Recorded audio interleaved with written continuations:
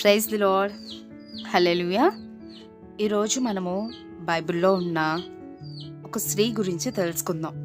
తన పేరే Zipporah. Zipporah అంటే పిచ్చుక. అవును, సంఖ్యాకాండంలో 12వ అధ్యాయము 1వ వచనంలో సిప్పోరా గురించి ఉంది. తెలుసుకుందామా? సిప్పోరా ఒక అందమైన స్త్రీ. సిప్పోరా మిద్యాన్యురాలు.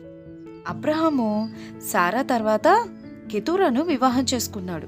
వారికి పుట్టిన వారే ఈ మిద్యానీయులు. ఈ మిద్యాని దేశాన్ని కూషు దేశంగా కూడా పిలుస్తారంట.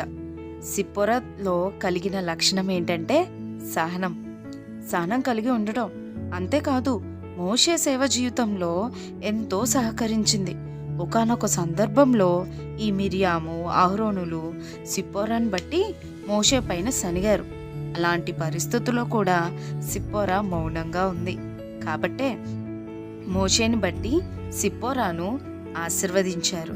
చూడండి, కానాను దేశాన్ని సిప్పోరా చూసింది, కానీ మిరియాము చూడలేకపోయింది. సహనాన్ని కలిగి ఉంది కాబట్టే కానాను దేశాన్ని చూడగలిగింది.